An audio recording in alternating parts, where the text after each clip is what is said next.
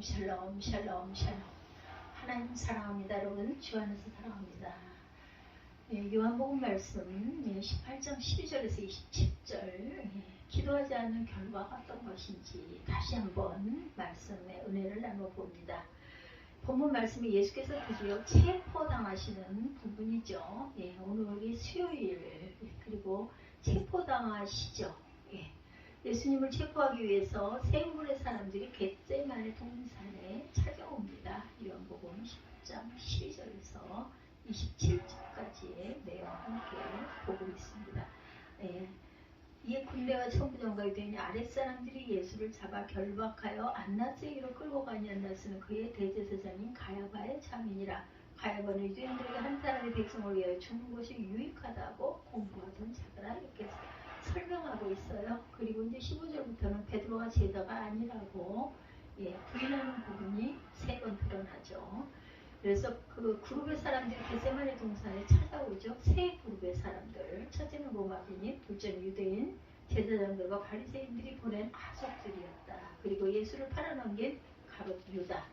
그들의 그 등과 회와 병기로 무장을 하고 예수님을 잡으러 밤에 겟세마네 동산에 찾아왔어요. 예수께서 기도하시던 중에 그들이 도착해 제자들과 물리적인 충돌이 일어나기도 합니다. 흥분한 베드로가 순간적으로 칼을 빼들어서 귀를 베는 사건이 일어나죠. 당시 열심당원들은 항상 칼을 갖고 다녔다고 하죠. 베드로는 대제사장의 하속인 말과의 온통 귀를 베어버리죠. 예수께서 다시 붙여주시면서 칼을 쓰지 말라고 합니다. 칼을 쓰는 자는 칼로 망한다고 말씀하시죠. 이제 예수께서 로마 군병들과 유대인의 하속들에 의해 붙잡혀 결박을 당하시고 빌라도 법정으로 가시지 않고 대제사장인 안나스의 집으로 끌려갑니다.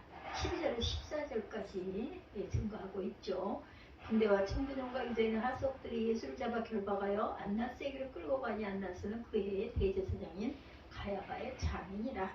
가야바는 유대인들에게 한 사람이 백성을 위해 죽는 것이 유익하다고 공고하던 자더라. 당시 대제사장들은 누군가 한 사람이 이스라엘 백성들을 위해 희생당해야 유익하다는 생각을 하고 있던 그런 차에 본문 말씀을 통해 예수께서 두 곳에서 재판받으시는 것을 우리가 알 수 있죠. 첫째는 종교 재판을 받았어요. 정석대로 한다면 예수께서는 로마 법정으로 가셔야 되는데 대제사장 안나스에게 끌려가서 시몬을 받고 묶인 채로 가야바의 집으로 또한 끌려갑니다. 이것은 유대인들이 예수에게 종교 재판을 시도한 것으로 볼 수가 있고, 성경이나 영화 패션 오브 크라이스트를 보면 예수께서 붙잡혀 끌려가시면서 고난을 당하는 장면이 실감나게 묘사가 되죠. 특히 안나스의 집으로 끌려가시는 장면은 얼마든지 상상할 수 있는 부분이기도 합니다. 그들은 과연 예수를 붙잡아 굳게 데리고 갔겠느냐? 그렇지 않았겠죠. 로마 군인들과 천부장과 유대인의 하속들은 예수를 붙잡아 안나스에게로 끌고 갔고, 둘째는 법정 재판을 합니다. 로마 법정 재판에서 예수에게 아무 죄가 없다고 판결한 것을 우리는 또한 알고 있죠.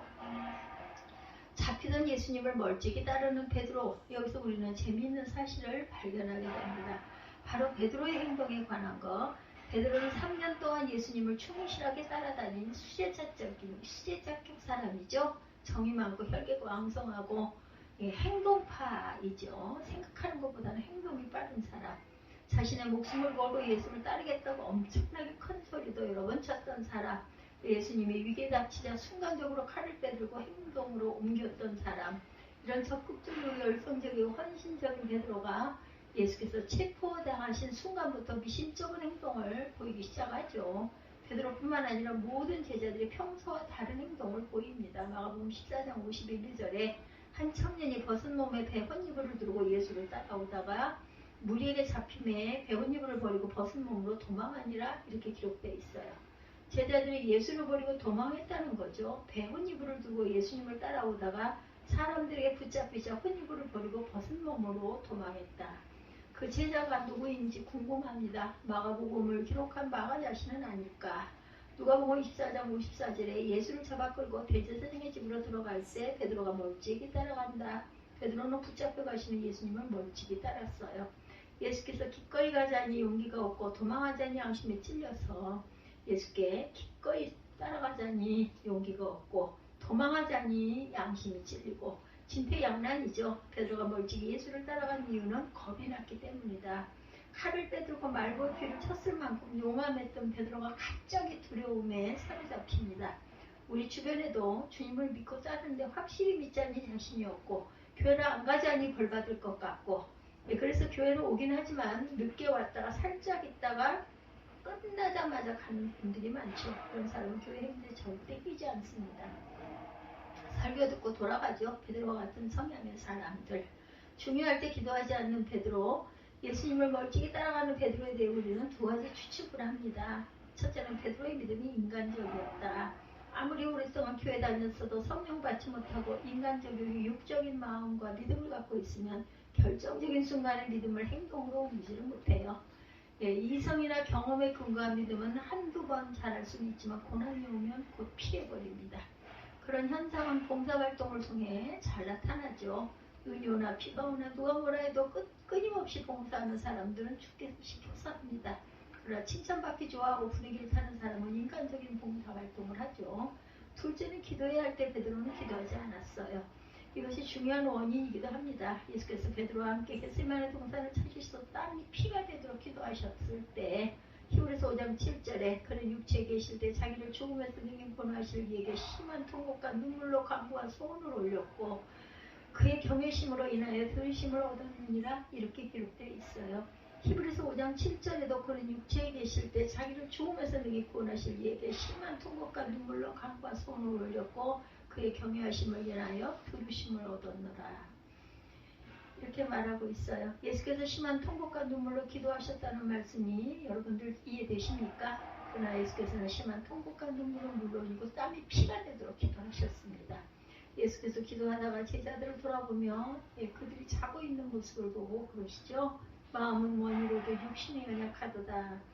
깨어서 기도하라 하고 부르시죠. 기도를 많이 한 사람 어떤 위기에 찾아오고 태풍이 몰아쳐도 절대 흔들리지 않아요.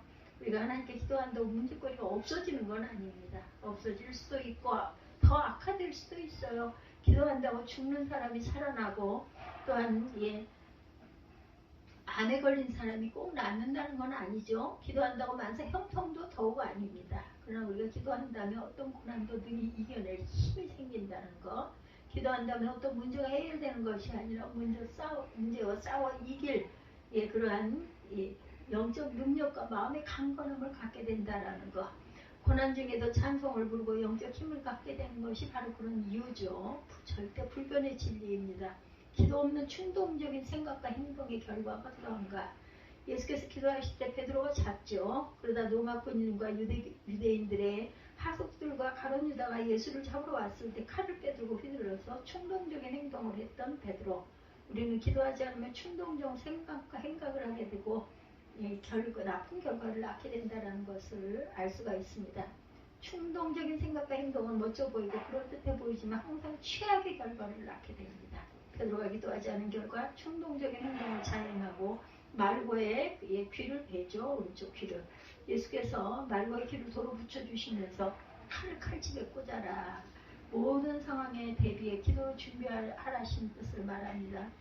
무장한 사람들이 아무리 많이 찾아오고 어려운 상황이 닥쳐도 결코 흔들리지 않아요. 인생에 봄도 있고 여름도 있고 가을도 있고 겨울도 있죠. 인생은 항상 평온하고 완화한 게 아니라 더러더러 시련을 맞기도 한다. 기도로 믿음으로 준비하고 있으면 어떤 시련이도 넉넉히 이기고도 남는다. 15절이죠. 시몬 베드로와 또 다른 제자 하나가 예수를 따르니 이 제자는 대제사장과 아는 사람이라. 예수와 함께 대제사장의 집들에 들어가고 베드로는 문 밖에 섰는지라. 대제사장과 아는 그 다른 제자 하나가 문 지키는 여자에게 말하여 베드로를 데리고 들어왔더라.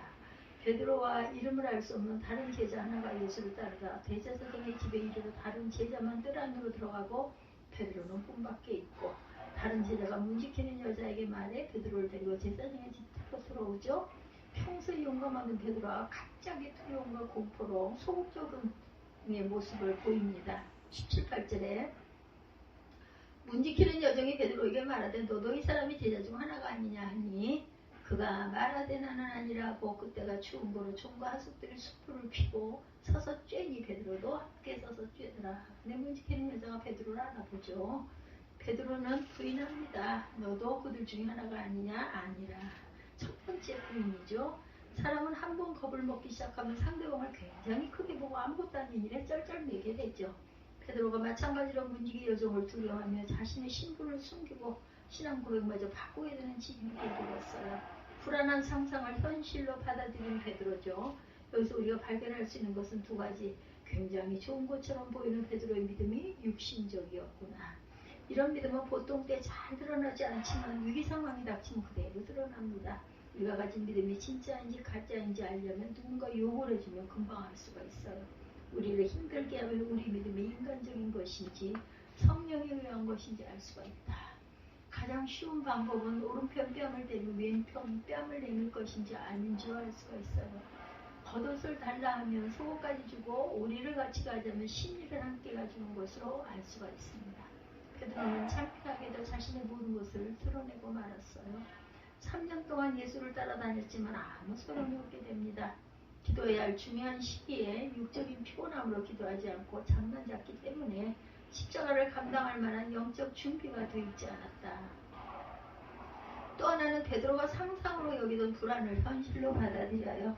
때로 우리 인생에 위기가 올 수도 있습니다. 어쩌면 건강을 잃고 직장에서 내몰리게 될지도 몰라요. 다음 직장이 구해지지 않을지도 모릅니다. 그러면 갑자기 불안해지고 불안이 현실을 점점 지배하게 되죠. 그 불안으로 인해서 사람이 원래 좋은 상상보다 최악의 상상들을 하는 경향이 있어요. 그리고 상상을 사실로 받아들이게 되죠. 이런 현상이 베드로에게 나타났어. 19절에서 21절이죠. 신문을 받으신 예수님입니다. 대제사장이 예수의 그의 제자들과 그의 교훈에 대하여 물으니 예수께서 대답하시되 내가 드러내놓고 세상에 말하였노라.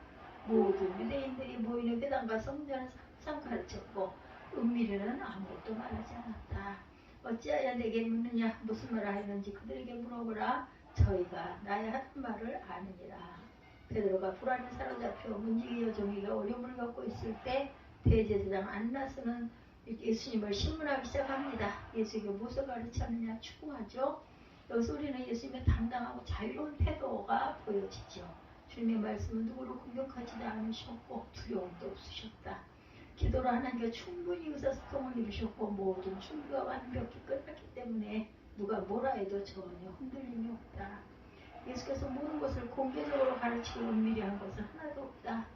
네, 예수께서 가르친 것을 알고 싶으면 그때 들은 사람들을 불러다가 물어보면 알 것 아니냐. 예수님의 당당한 태도. 근데 세상의 권력자들은 메사의 당당한 사람 아주 싫어하죠. 우리말로 재수없어 합니다. 예수께서 전혀 그러시지 않은 22절 말씀에 이 말씀을 하시며 겉에 사는 하석 하나가 손으로 예수를 쳐 가르되 네가 대제사장이니 어찌 대답하느냐. 오늘 불손하다 방자하다 이 얘기죠. 23절에 예수께서 대답하시되 내가 말을 잘못했으면 그 잘못한 것을 증거하라. 잘하였으면 내가 어찌하여 나를 치느냐 하시더라. 예수께서 세상의 권력, 폭력, 돈 앞에 흔들리지 않으시고 어떤 경우에도 교만하지 않으셨던 예수. 기도하는 사람은 흔들림이 없고 교만도 없습니다. 우린 돈이 없어 불행한 것이 아니라 흔들려서 불행하죠. 집이 없어 불행한 것이 아니라 여전히 공부와 불안을 떨어서 불행한 것입니다. 미래에 대한 자신감이 없어 더욱 불행하죠. 예수를 3번 부인하는 베드로입니다. 우리가 한평생 살면서 부부 생활을 하고 아이를 키우고 사업을 운영할 때 어려움이 한두 가지가 아니죠. 고난이 해결되었다고 모든 문제가 또한 끝난 것도 아닙니다. 계속해서 또한 고난들을 찾아옵니다. 항상 하나님과 깊은 교제를 하고 있어야 한다. 하나님과 많은 대화를 나눠야 합니다. 그리고 하나님의 음성을 들어야 되죠. 그럴 때 우리는 환난이 와도 넉넉히 이길 수가 있다. 고난은 파도와 같아요. 파도는 가만히 있지 못하고 항상 일렁인다라는 것. 일렁이는 물이 두 굴 넘으면 홍수가 나고 사고가 나요. 다만 우리는 일렁이는 물이 두 굴 넘지 않도록 해야 된다. 24절이죠. 안나스가 예수를 결박하여 그들의 대제사장 가야바에게 보내니라. 시몬 베드로가 서서 불을 쬐더니 사람들이 묻되 너도 그 제자 중 하나가 아니냐? 베드로가 부인하여 가로되 나는 아니라 하니 불을 쬐며 함께 있던 사람들이 베드로에게 너도 예수의 제자 중 하나가 아니냐?